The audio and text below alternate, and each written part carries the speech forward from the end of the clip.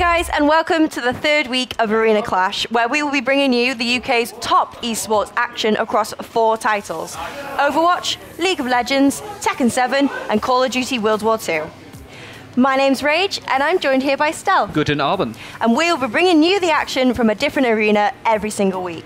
And this week, we're in the Cardiff Saints Arena, my town. How's that make you feel, Stel?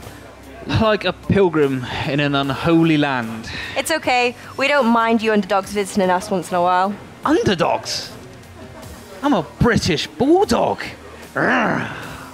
Please never do that again. I can make no promises. Regardless, we're here to talk esports. So this is what happened last week. The Clyde Claymores were forced to be reckoned with in Call of Duty, destroying the Humber Hunters. Groups-wise, the Vikings topped Group A, and the Claymores topped Group B. In Overwatch, Portsmouth showed how serious they are about getting the Overwatch trophy back, convincingly beating the Teesside Guardians. Over in the groups, the Centurions and the Smugglers are tied at the top spot in Group A.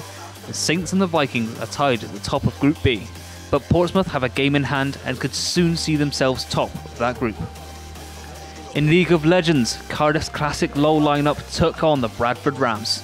The first half went Cardiff's way with ease, but Bradford fought back in the second half in what was a gripping and closely contended game of League of Legends. Over in the groups, Nottingham have now won both weeks in a row, placing them top of Group A. The Colchester Centurions are top of Group B, and the Lionhearts beat the Steelers to place them top of Group C. Tekken 7 saw an impressive match between the all-star Lionhearts team and the Clyde Claymores. Lionhearts, despite Clyde putting up an impressive fight, beat the Claymores and now are tied with the MK Enigmas at the top of Group A. In terms of this week, Rage, this is where things start to take shape. The start of the week, it is anyone's game, but by the end of it, the tables can really turn. Well, let's get cracking. Ladies and gentlemen, it's Overwatch. The snowpocalypse hit this week, the end of the world happened, and as a result, only 2 Overwatch matches happened this week: Hull vs Craigavon and Milton Keynes vs Colchester. These teams braved the cold, and tonight's highlights come from the Craigavon Kestrels and the Humber Hunters match. Last season, when these teams faced off, Craigavon won 2-0, but with a brand new team, can Hull get some revenge? Playing for this control point map. They need to try and take the side ground, and it looks like they're going to do just that already on the side of Hull as they push around the corner, already taking 2 kills. And this Zenyatta's already landing the shots he needs to. Backing off, Reaper not even able to do the damage, but the headshots ring through, the orbs land, and they're rolling on down, just like Hull are rolling straight on through that defense. Point goes over, and they start ticking up that capture time. Painu comes through, but it's not going to be able to find any damage whatsoever, as they are just going to be shut down, the McCrees. Already Hull, though, winning the duels. They are starting to claw this fight back already this far forwards. Fall back to the point. They lose their Winston. The rest comes through on the Craigavon Zenyatta. They're starting to push on. The Pulse Bomb will find Scopsy for trading it back. They're holding straight up on the point, but already the enemy Zen has come forward, but they're not on the point. They get zoned off. And just like that, Hull take the first point. Trying to get the flank, but already that full frontal assault without the backup from the DPS, where their attention split means that they are just going to go down, but Reinhardt starts to bring home the bacon as he is going to get the first kill. But here comes the Doomfist. Death from above lands and 2 kills come through. Able to try and turn it back around, but he's only got so much to do. Will get shut down. Berserker will win the fight out against Tormo, which will give them the advantage as they move forwards. The self-destruct sequence available, the Pulse Bomb, Lucky, drops it and walks into it. He's going to kill himself. What on earth are you doing? That is not the way you want to be playing Tracer, my friend. Trying to find the backline. Mercy still alive, but there comes the ultimate from Doomfist. Dropping down, looking to find the kills. There goes Lucio, charge straight through, find the Mercy. That's 2 supports down, and that's the fight going to be won. Closing out, who's going to get the final kills? And it's going to be Hull, who are going to take the second point and take the first game. No messing about. Corner push starting to come through. D.Va already on the point. Genji dashing straight on through. Reinhardt doing more damage than Reaper can. And it's going to be the Genji in the side room. Finds himself a soldier and a Mercy for the bonus. Dashes straight on through, and he's just picking up kills. Oh, the Dragon Blade is unleashed. It will be the kill straight away onto the Winston. The deflect onto the Zenyatta as he tries to orb his way out of trouble, but it's not going to be quite enough. As they fall back, they will get the first point without relatively little resistance. A nice take for the Humber Hunters. 2 kills gone down already. There goes the Earth Shatter, but doesn't really find too much. Berserker will find plenty, though. Genji saving his life with the deflect. Genji, though, looking like he has all the luck in the world as he dashes straight on through. Scopsy on the back line. Anna not able to hit the sleep dart. Here comes Coalescence to try and keep him alive, but it's not going to be enough. Moira goes down as well to follow, and a good fight on the cart will hold off the advancing forces of the Humber Hunters for a moment longer. Scopsy trying to look up for the high ground. Oh, and he gets slept. Okay, back down for you. No high ground at all. It's going to be a little bit annoying. He is going to back off. See, Scopsy has that tactical visor still available, but with the D.Va up, it's going to be very difficult to use it. As soon as it drops, there he goes. There's the mini D.Va already in his sights. 1, 2, 3. Not all going to Scopsy, but it's not going to matter too much. Moira trying to duke it out behind the rock, but the Helix rockets, they've got area of effect, and they will be highly effective as well. Trying to close it out, and Scopsy with a nice ultimate to see them off. Here goes the Dragon Blade as well, and they are just slicing straight on through. There's nothing to stop them. Mini D.Va will go down, and the cart over the lip of the curve. Tormo will have his ultimate available in a matter of seconds. As soon as he hits the bomb, that'll be it. And there we go, there's the hit marker. There's the Riptire. They're pushing up towards Junkrat. You're in a tight space. You can't do this. You're just going to take too much damage. They're going to have to fall back. A Flame Strike already has taken down the back lines. And there goes the Riptire all the way out to the back. We'll find 2. The tank and the support both go down, and they're just getting shredded out on this first point. Here goes Scopsy. He's looking to walk straight on forwards, trying to be kept up. There's the Nano Boost coming through. The Graviton Surge, but it only finds the Rhine. The Transcendence to counter it out, and they're not finding the kills. The first one goes to Lucky with a tactical visor on the high ground. They trade it back onto the Reinhardt, but they're losing their supports. All of them gone, no healing coming through, and this should be a whole fight. They just need to close it down. And finally, there goes the mini D.Va. Only Scopsy left alive on the Zarya. He's gonna go flying. And there's only the Winston to contend with. Only no more left in the tank for Craigavon as Hull take it home. Let's take a look at the play of the game from Genji to be on their attack on the second point. He takes down both DPS with a nicely positioned ultimate, gets most of the damage down onto the Mercy. A massive GG well played to the Hunters and the Centurions. We'll keep you posted as to how the postponed matches will play out, but keep an ear out on our Twitter or pop over to our website. Details are at the end of the show. Because of what we have now dubbed as Snowpocalypse, we have no Group League of Legends matches to show you this week. Despite this, our London teams, the Kingston Harriers and the London Lionhearts, decided to brave the Arctic tundra. With an army of Sherpas to guide them, they traversed the apocalyptic wasteland of London, fired up gas-powered generators, and by some small miracle, managed to join a League of Legends match. This is a one-of-a-kind event. If this was WWE, this would be a pay-per-view. Hiprain is in his end-of-days bunker to cast this special event. Ladies and gentlemen, I present to you the very first Belong Arena clash, Snowpocalypse Cup. Alright, ladies and gentlemen, welcome to Arena Clash as we have Kingston taking on Wardour in the London Snow Day special. This game has nothing to win for either team. It's just a bit of fun. We are just going to be able to peel away for now as Godmid's actually entered into the fray. Pool and Ignite has been thrown down. Views is super low. First Blood gets picked up by Godmid, and now they're looking for another. Bin on the run, and Zaban manages to get the kill with the Siphoning Strike. Looking just to get himself a bit of a slow, looking to dash out with a Sweeping Blade, but he gets apprehended in. He's got a double knock-up, though. Only manages to land it onto one. That's going to be the last breath come through. As Godmid actually going 1v2. Absolute zero. Won't count for squat, as he's going to be able to land one more knock-up. Sweeping Blades aren't there. He's got the minions to dash to. Knock-up comes through, and it's a double kill onto Godmid. Godmid is super powerful. The Sweeping Blade, the flash comes down. He's going for the double. He actually can make a triple happen right now as he's got the team to stun him up. Here comes the knock-up. He's going to find himself one, but no, it's taken down by Views on the Udyr, but it can still be a triple for Godmid as he got himself an absolute zero, and Grey Screen's just tanking out a triple kill onto Godmid. He's now tanking the minions through sloppy mechanics, looking for maybe an opening, and that ADC though comes forward. Featherstorm roots up two. Good opening comes down, and now they'll be able to get themselves a turret as Osteam is getting himself a double kill onto the Zaya. Now it looks like we might just see the team stack up as a 5-man unit, actually looking just to push this wave out.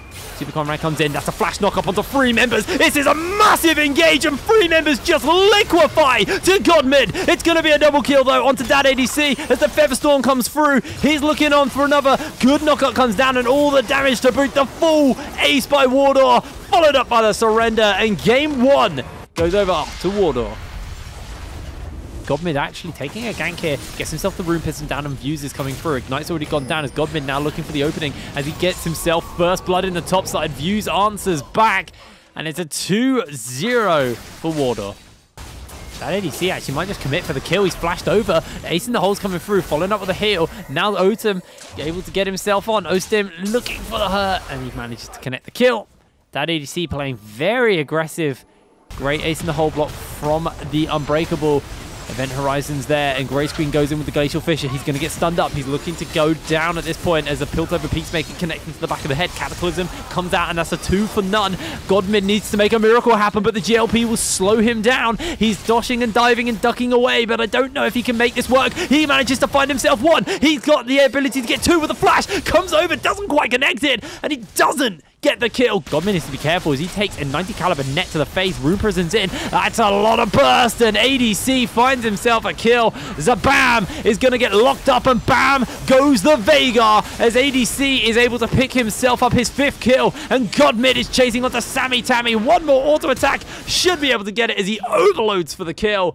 As these turrets are going down, and Godmid is just chunking through health bars. Speaking of chunking through health bars, that's an unstoppable kill for that ADC. He's looking for a double now at this point as he does manage to connect here onto the Alawi underneath the tower, and the culling comes down. It's a triple kill for that ADC. Nexus is bare, and the 2 highest damage dealers for Wardor are looking to try and end the game. They can't do it quite yet as the ulti comes through. That is a lot of damage onto that ADC. Zabam's there. It's a shutdown onto the Alawi. They're not going to be able to chase up for another kill, though, and they do somehow manage to hold on to the Nexus.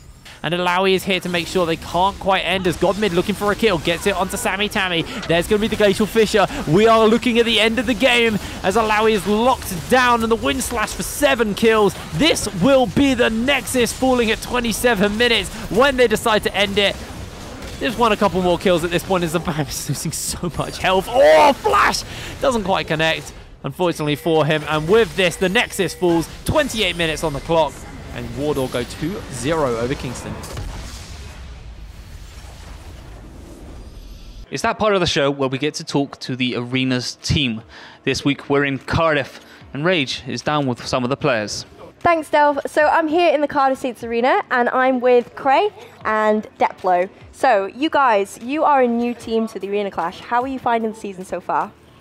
Well, to be honest, I'm really enjoying it, like the competitive side of it. Yeah? Obviously, it feels good when you're winning, so yeah. Have you guys been winning quite a lot in the season? Yeah. Always winning. Yeah. So what do you guys do in your pastime? So like you work in college, anything like that? I'm studying in college. Yeah? So. What about you? I'm working, I am. Cool. How did you get into competitive gaming? I started at like a younger age.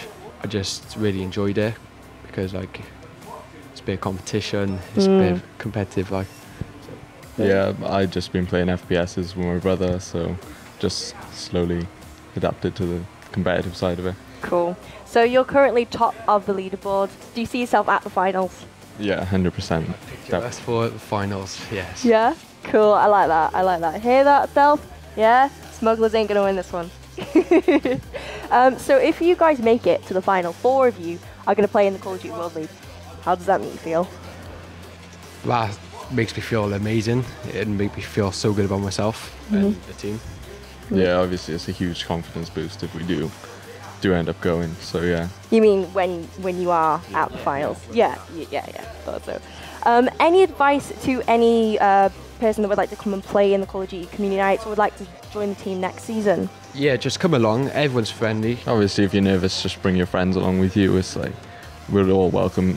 Anyone's welcome here, so yeah. Awesome. Thank you guys so much for that, and good luck for this season. Back over to you, Stealth. Oh, thanks for that, Rage. Last week, Tekken 7 was an absolute humdinger. Well, let's see what this week has in store. This week in Tekken, we're focusing on the Group B Pirates vs Nighthawks game. Portsmouth's Tanya Ruby made a name for herself last season with some impressive matches, but couldn't carry her team to victory. This season they have 2 new members, Fury Gun and Stephen R. We kick things off with Tanya Ruby up against Zelandris in the 3rd match. And Portsmouth are already 2 rounds up. Eternal Dragon will be your caster. Pressing a lot of buttons out there, Zelandris just trying to catch anything. There you go, catching the launch, but doesn't follow up with the juggle there. Tanya Ruby just gets him with the screw attack, carries on a juggle, yep. Plus frames, goes for the rage out. This probably will be blocked and launched. The North team just going to have to try and get offensive, go for the throws. Oh, and just Tanya Ruby was just very patient play there. It's evident that Tanya Ruby is still a force to be reckoned with, but what about the Pirates' new blood? Match 7 sees Fury Gun take on Zelandris. There we go, that's what I'm talking about. Just constant offense from Steve. 10 seconds down, he's already almost deaf. Right, Zelandris goes, plus frames, nice backdash, gets with the low, but ducks. Tries to punish, but no punishing. Knows to duck. Her back 3 gets launched right. Oh, it doesn't convert on the juggle though. Unfortunate there. Ducks the string, he knows it, and 3 rounds to the Portsmouth team. Round Robin 1 convincingly went Portsmouth's way, with the Pirates only losing 1 match. In the first match of Round Robin 2, it was clear that Fury Gun wanted to make a statement. Straight off the bat with a launch, but no conversion, and just for that, eats a counter hit, and there you go, gonna take it to the wall. Excellent wall carry, just shy of the wall. 10 seconds down, is almost dead, gets him with the low, and there you go.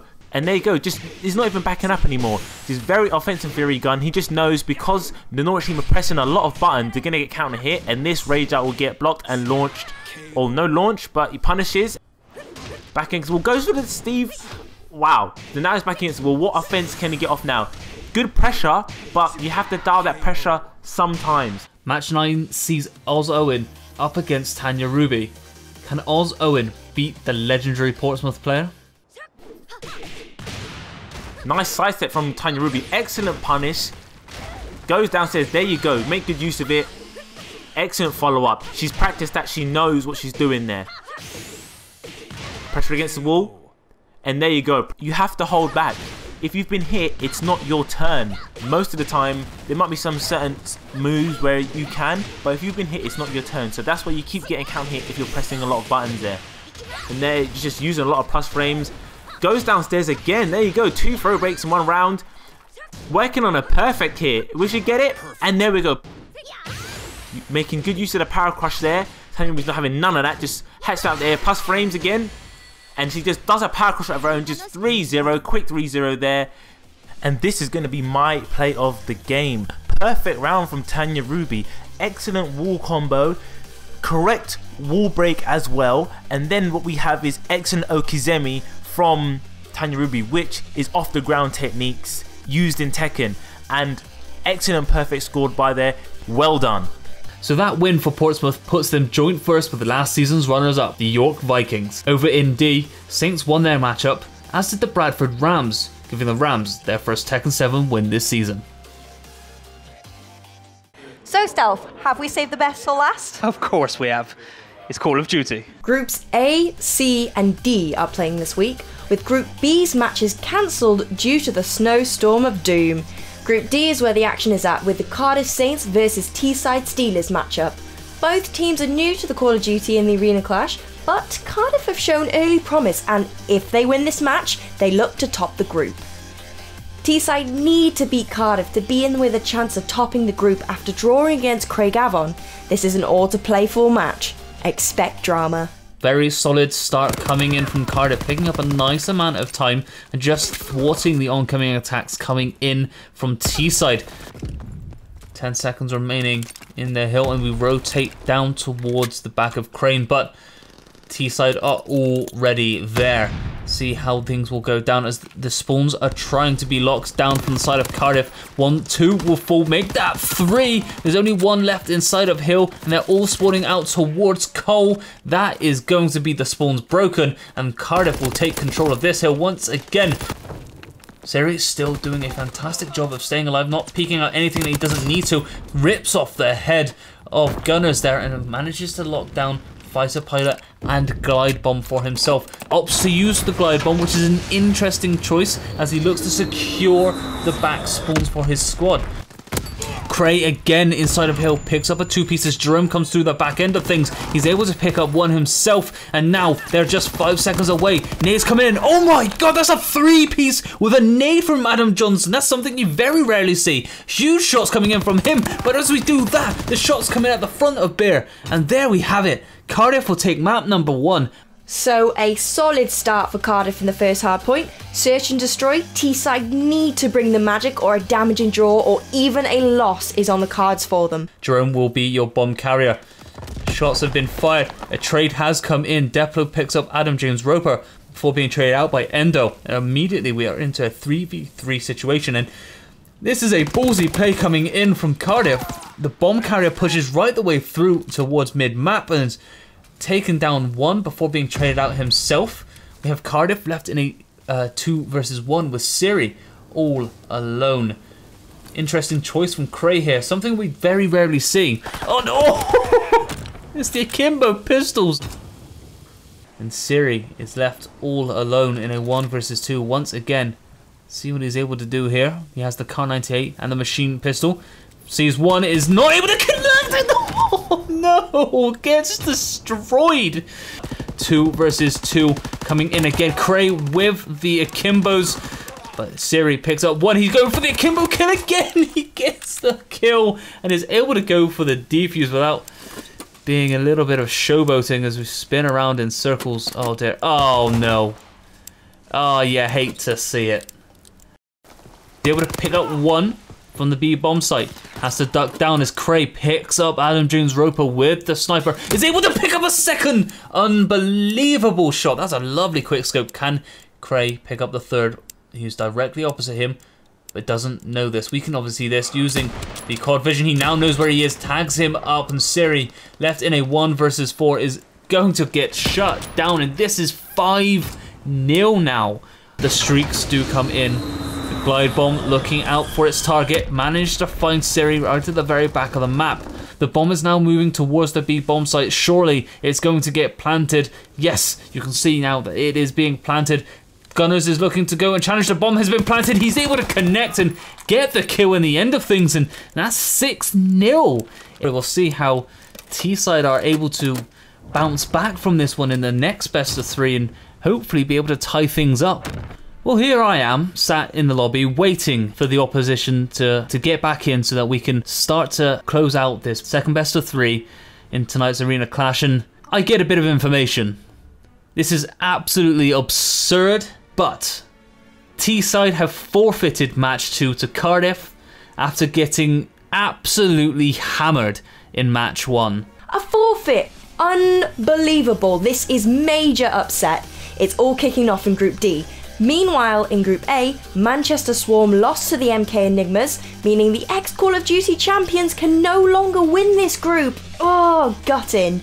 In Group C, Portsmouth drew to Plymouth, and unfortunately, Bristol beat Colchester. And in Group D, after a controversial game, Cardiff now top the group, and Craigavon sit in the second, having beaten the Bristol Cribs. That's it for this week's Arena Clash, but we really hope you enjoyed it. Don't forget you can catch us on the internet. Our website is where you can find all of our details about the Arena Clash and how to get involved, so make sure you check that out. Stealth, because you've been such a good sport coming to Cardiff Saints Arena. Oh no. I wanted to give you a little bit of a present before we finish this. Please don't do this to me. So, from me and everyone else, we wanted to give you one of these lovely Arena Clash Cardiff Saints jerseys. Is it okay if I burn it? No! And on that note, we'll see you next week. Okay.